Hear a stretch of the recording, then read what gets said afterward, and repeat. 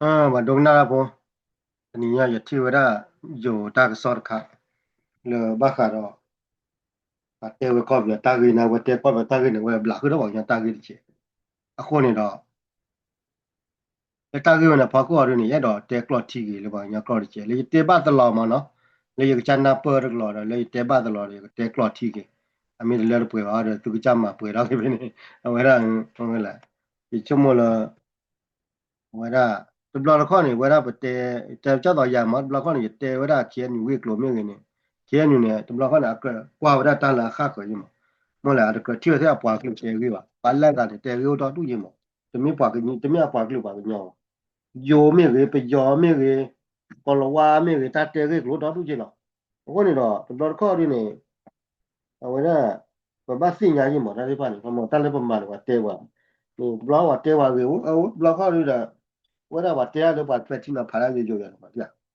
ko ni do ar ga ga ru ba yi we ko e ra ga doctor adula pa yi ba ra ke ba ra le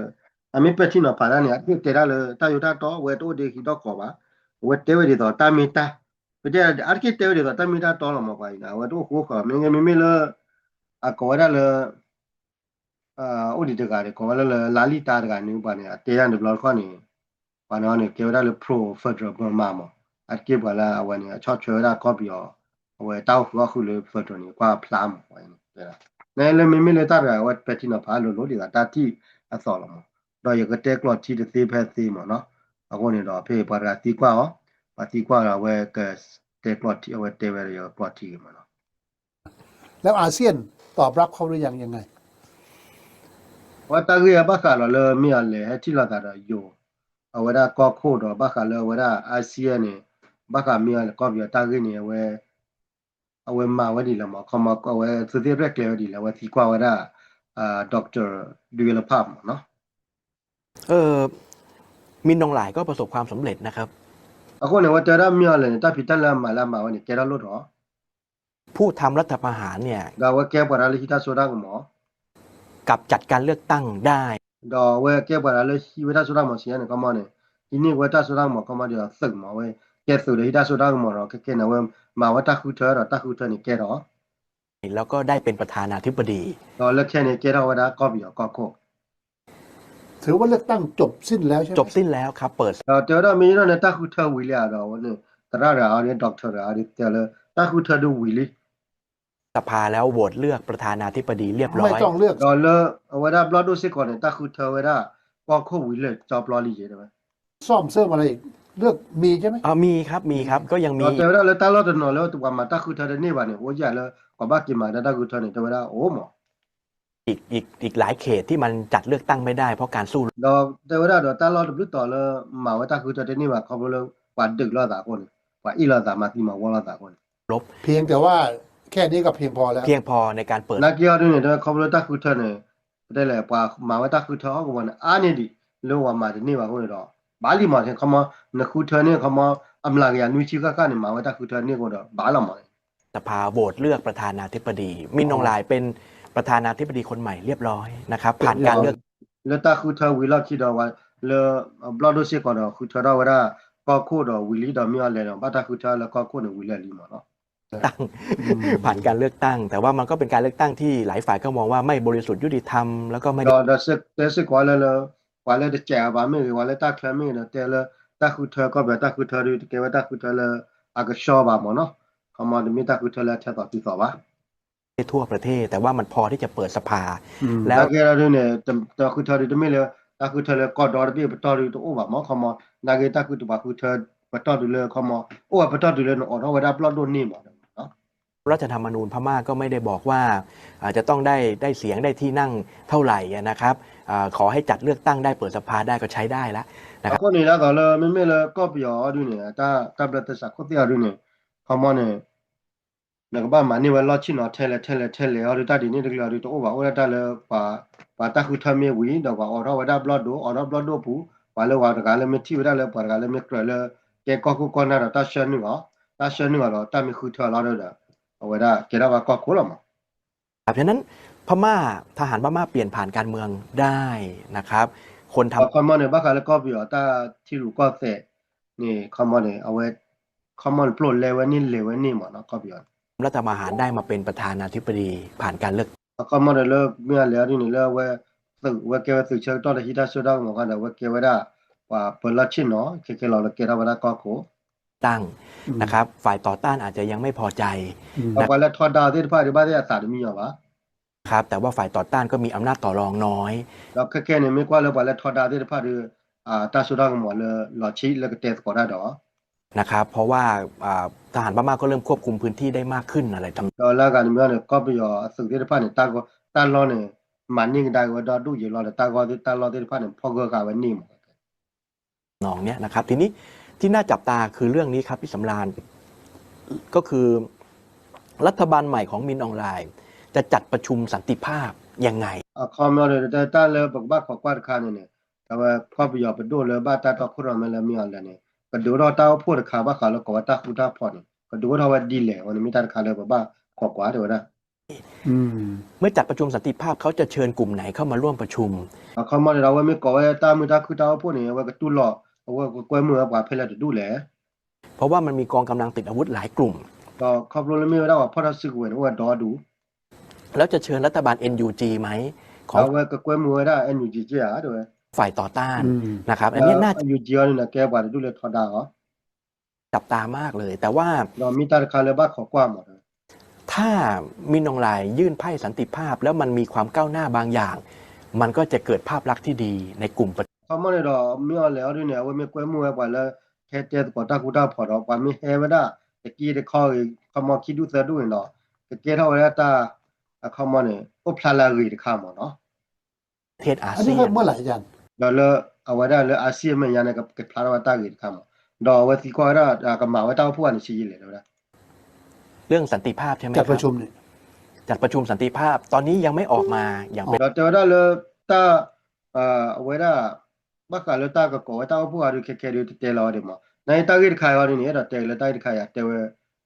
พาจีเลยมาถึงแล้วไปยอมมีอะไรก่อเต้าพวกเขาเลยตากีดขายเนี่ยว่าแต่ว่าปฏิกว่าเลยไปยอมมาว่าตาคุยทวิตซอไปยอมต่อเราไปมีอะไรก็คุยซอเนี่ยว่าปาร์กายตีกว่าว่าด็อกเตอร์ไงมันเอาในตากีดขายพาจีเลยนะอยากเตะได้ยังจีน่าจะจีดีว่าอย่างนี้ว่าตลาดเปลี่ยนั่นเองมั้งรูปธรรมแต่ว่าเขาตั้งคณะทำงานด้านสันติภาพแล้วก็เตรียมไปคุยกับกองกำลังชาติพันธุ์เช่นเขามาเลยเราเลยพัฒนาเลยเผื่อเอาดูเนี่ยเขามาก็อยากไปดูมั้งเนาะโอ้ว่าได้ดอกว่าได้ก็มีติดที่ผ้าเลยก็ว่าตามมุตาคือก็มีติดที่ผ้าเลยก็เตะก็ได้ดอกว่าแล้วเกี่ยวกับไปหยอกที่ผ้าหมอนเลยก็เตะก็ว่าก็ตามมุตาคือมั้งเนาะตามชายแดนไทยนะครับให้มันให้เราดูอย่างเราอยู่ก็ว่าอยู่ก็เชิญที่เจอก็เชิญว่าแล้วพ่อจะสื่อไว้ที่ผ้ามาร่วมการเจรจา Peace Talk คอมมอนนี่ก็แค่ไว้แล้วแค่เต็ดก็ได้พาร์ตี้มาเลยก็เต็ดก็ว่าก็ตามมุตาคือตรงนี้สำคัญจะเชิญกลุ่มหลักของฝ่ายค้านคือ NUG นะกองกำลังปฏิวัติเขาเรียกอะไรเต็มเนี่ยแนวก็เป็นรัฐบาลเอกภาพชาติครับ NUG แล้วมันมีกองกับคอมมอนนี่เราตาตัวดูด้วยอะไรเราเลยก็กวยมือบัดก็ดูเดี๋ยวจะไปละทอดดาวโคตรใครดูว่าดูมีได้ NUG เดี๋ยวโอ้ได้สื่อที่ผากำลัง PDF ก็เป็นคอมมอนนี่สื่อที่บ้านก็ได้ว่ามีเรื่อง PDF กองกำลังป้องกันประชาชนนะครับว่าได้เลยก็ว่ากำลังคอมมอนตัดดอกก็เดินกำลังสึกเนาะNUG ใครเป็นผู้นำเดี๋ยวนี้ก็ยังเห็นไม่ชัดนะครับเราเนี่ยที่กว่าได้แล้ว NUG เนี่ยมันตะคุรอไม่เลยแต่ว่าบัดตะคุรอไม่ดูแต่พลาดหลอดที่หลอดเชื่อมั้งเดี๋ยวนะคือตัวโครงสร้างมันมีรัฐบาลใช่แล้วก็ในลักเกี่ยวกับเรื่องมาดีก็ปัดดูหรอเดี๋ยวนะก็มีระดับเป็นประธานาธิบดีเป็นเฮดก็มาน่าจะเป็นผู้แทนจากชาวคชินเขามาเนี่ยโอ้ได้เดี๋ยวก็คู่เยอะได้เนี่ยนะก็คือถ้าที่ตอนเล็กก็เช่นเกี่ยวกับตะคุรอไม่ยันหมดเลยอาวุโสหน่อยนะครับขึ้นเป็นผู้นำแต่ปรากฏว่าไอกองกำลังที่ไปต่อต้านทหารพม่าเนี่ยมันกระจัดกระจายหลายพื้นที่นักยอดเดี๋ยวเราบอกแล้วทอดได้ไปยอดถือได้ป่ะเนี่ยโอ้ที่นี่แต่ตัดได้เราแต่รอเทอมหมดเดี๋ยวนะ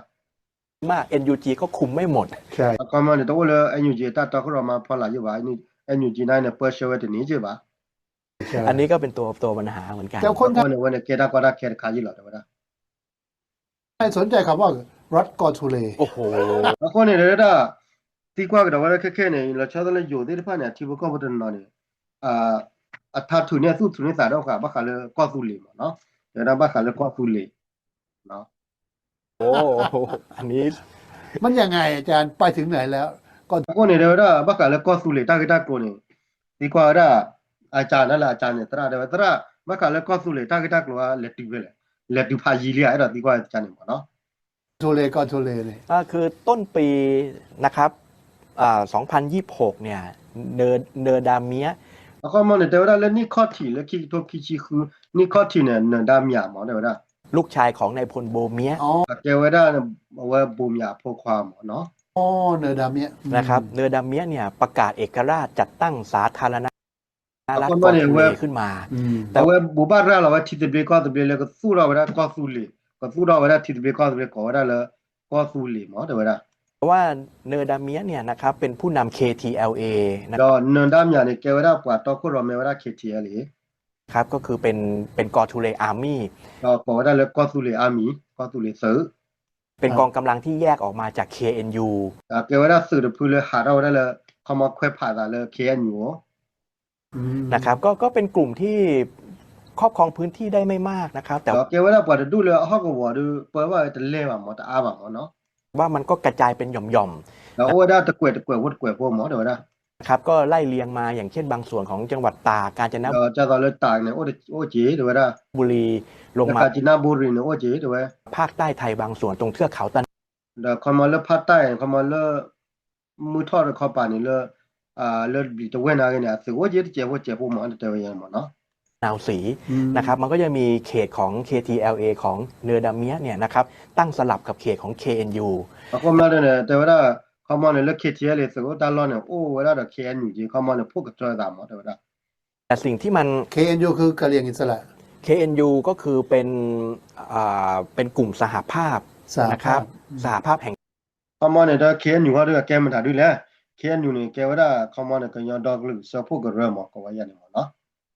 ชาติกะเหรี่ยง อ๋อ แต่ก่อนเนี่ยนะครับประธานาธิบดีของ KNU ก็คือนายพลโบเมีย แต่ว่าแล้วปุ๊กเวดิลินยาคาเนี่ยบูมยาเนี่ยแกว่าเคอันอยู่ว่าเปิดลาชินอตบลอยว่าโคตรบลอยหมอ ใช่ นะครับซึ่งมีศูนย์อำนาจอยู่ที่ค่ายมเนอปอตรงใก ใกล้ ล้ เนี่ยเชิดจอดิเนี่ยเพื่อบูมยาโจว่าดิเนี่ยว่าตึกเวลาโคตรที่ว่าอะไรมันปลอมเนาะ ชายแดนไทย แล้ แล้ว วว่าได้อยู่ก็เชิญหรอกเนาะ เนอร์ดาเมียเนี่ยเขาเป็นลูกชาย คนไหนเนี่ยเดินทางเนี้ย เนินดามยาเนี่ยว่าแกว่าก็มาได้เดี๋ยวได้บูมยาพวกความเนาะ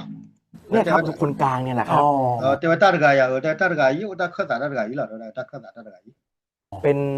ลูกชายของนายพลโบเมีย เอาไว้แกว่าได้สึกควบบูมยาพวกความเนาะ แต่ปรากฏว่าเขาก็ไม่ เอาไว้พวกบูมยา นี่คือโบเนี่ย ใช่ครับ เอาไว้แต่ตากับบูมยาแต่ว่ามีตากับบูมยาเดี๋ยวนะ แต่ว่าลูกชายของนายพลโบเมียเขาก็ไม่ค่อยถูกกับผู้นำในปัจจุบันของ KNU อ๋อ แต่ว่าได้แล้วลูกชาเอาไว้ไม่เวลาสึกควบบูมยาพวกความเขามาเนี่ยสึกว่าเนี่ยได้เนี่ยแต่รู้แล้วแต่เคอันอยู่ว่าตาคุณรอไม่ใครบ้างเนาะ เขาก็เลยมาแยกตั้งเป็นกลุ่ม KTLA แล้วที่เราเนี่ยว่าถึงเข้ามาเนี่ยว่าแควผ่านแล้วเนี่ยสู้เราได้KTL หมอเดี๋ยวนะ แต่ปัญหามันซับซ้อนก็คือว่าพอเขาตั้งกลุ่มใหม่เนี่ยไม่นานปั๊บเนี่ยเขาประกาศเอกราชเลย เราเจอได้แล้วว่าสู้เราว่าสู้เนี่ยจะจีบว่าเราคิดเนี่ยว่าบุบ้านเราตัดสินแล้วนะ ซึ่งทำให้คนกะเหรี่ยงเสียงแตกเหมือนกันครับ เจอได้เขาบอกเลยตาเกี่ยวกับเนี่ยเขียนอยู่ว่าปากยอนาเกเนี่ยเขามาเนี่ยก็ลึกบ้านเลยโลกเขาเนี่ยก็ลึกเนี่ยเสพผ่าเขามาปากยอพวกนั้นเสพผ่าอยู่หมดเดี๋ยวนะปากยอพวกนั้นเสพผ่าอยู่หมด เพราะว่าคนกะเหรี่ยงเขาก็จะยึดโยงว่า KNU เป็นผู้นำหลักในการทำสงคราม เขามาเนี่ยทบเนี่ยปากยอพวกที่ผ่านเนี่ยมือเราแล้วเขียนอยู่เดินหนาวแล้วเขียนอยู่เนี่ยเลยมาขาแล้วตาดูตาอย่าตาตอคุรอแม่เขียนอยู่ตาตอคุรอแม่หมดเนาะ ปฏิวัติ แต่ KNU ไม่ยอมประกาศเอกราช บาสนาเขียนอยู่เนี่ยแต่บุบ้านที่ตบลีก็ตบลีนอตบลาวะเขามาไม่ยอมเนี่ยแต่ดอกบุบ้านที่ตบลีก็ตบลีว่ามันเนาะ เลยนี่เขาใช้ชื่อย่ออะไร K อะไรวะ KTLA ครับ KTLA เขามาเนี่ยเดี๋ยวได้เอาไว้อามิลาเพื่อ KTL เนี่ยลาทอนเนี่ยจ่ายเลยเดี๋ยวได้ KTLA ก็ KTL คือกอทูเลแล้ว เขามาเนี่ย KTL เนี่ยแกว่าก็สู้เลยเดี๋ยวได้ AA ก็คือ Army นะครับก็แยกมาจาก KNU แต่ทีนี้กลุ่มเนี้ยจิ๋วแต่แจ๋ว เดี๋ยวถ้าดูเขาด้วยเนี่ยชีน่ากันเนี่ยพวกเรา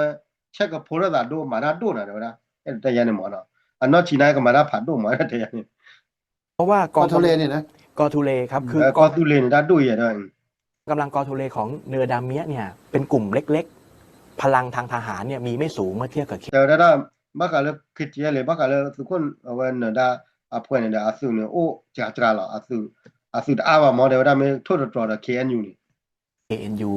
แต่เขาเล่นใหญ่ตรงที่ แต่เนี่ยว่าลูกว่าโตนะเดี๋ยวได้ not เขามาเนี่ย not ชินาก็เขามา not ชินาก็เนี่ยก็โตมาแล้วเนี่ยมั้ง ว่าเขากล้าประกาศเอกราช ดอลแล้วตอนนี้คนเนี่ยน้องมันชี้สั่งกันเนี่ยว่าสุดท้ายแล้วตาเขามาเนี่ยแต่ละตาสุดสาดูแล้วบุบาร์เราที่จะเบรกเอาตัวเบลมั้ง not ชินาก็เนี่ยโอ้เดี๋ยวสุดสาดูแล้วบุบาร์เราที่จะเบรกเอาตัวเบล แต่ KNU ซึ่งใหญ่กว่าเขาเนี่ยหลังๆมาเนี่ยไม่พูดเรื่องเอกราช เขามาเนี่ย KNU เนี่ยนอกจากว่าอันนี้เนี่ยสมมติเนี่ยนักเล็กเนี่ยก็ยาวๆเนี่ย KNU เนี่ยแต่ละที่จะเบรกเอาตัวเบลก็not เจ๋งว่ะแต่ละก็สุดเลยที่จะเบรกเอาตัวเบลก็ว่ะเดี๋ยวได้จะพูดว่าจะอยู่กับประเทศพม่า ดาวเตระแล้วก็ไปยอละ ภายใต้ระบบสหพันธรัฐ แล้วตาเปิดตาเสร็จตาเปิดตาแปลค่าก่อนแล้วตาหัวคือแล้วก็ว่าก่อนแล้วเฟิร์ดเริ่มเนาะ ก็ทำให้คนกะเหรี่ยงจำนวนมากเนี่ยก็เสียงแตกเหมือนกัน ส่วนหนึ่งชื่นชมเนอร์ดาเมีย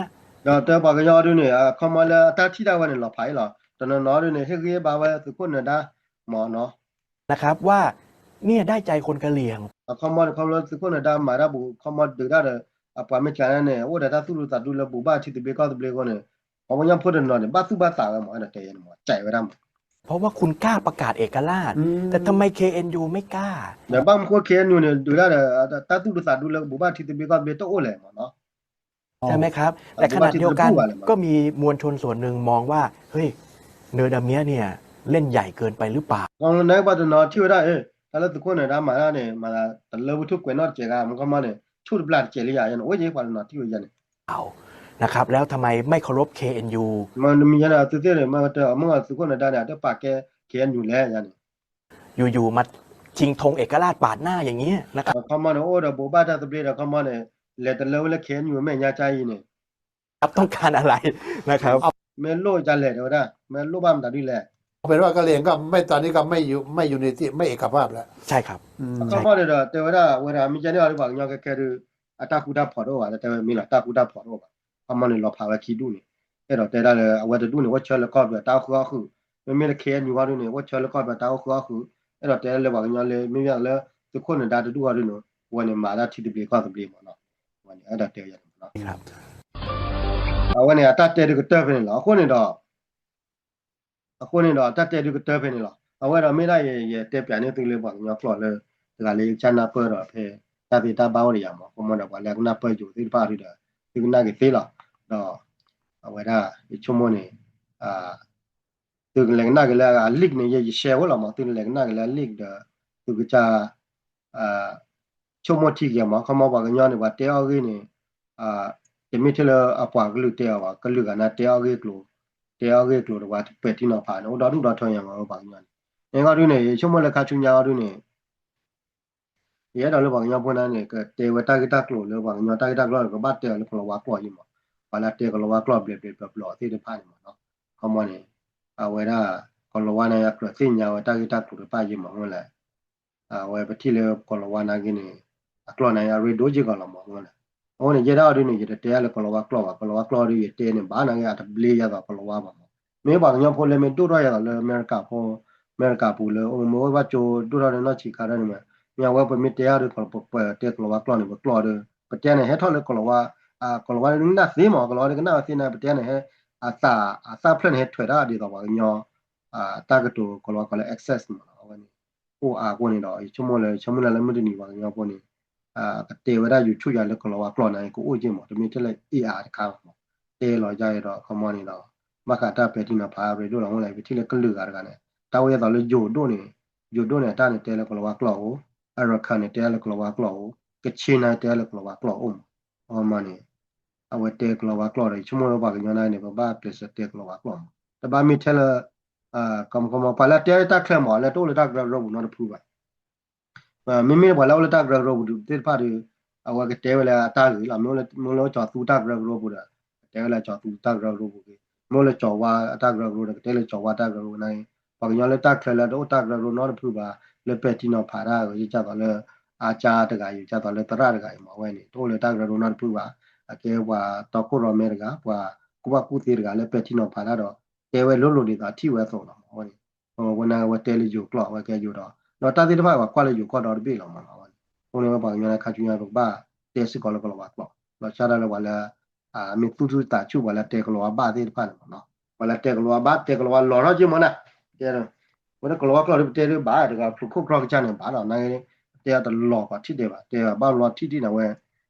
เอาไว้ให้ได้เลยปากกันยอกกลอดเนี่ยเพราะเราเว้ยมีอะไรอย่างมีอะไรค่อยหน่อมันเลยตีเมย์เอาไว้ตีเมย์เราหน้าคือจากกินหน้ากินเราเว้ยลิงก์ก็เป็นถ้าพอไล่กับยาเป็นเนี่ยก็แล้วอยู่กลอดไว้เลยทายโพสต์มาเป็นทายโพสต์เป็นเอาไว้เนี่ยว่าป้าเราได้นี่เซอร์ลาลีเซอร์ลาลีดอตาเกว่า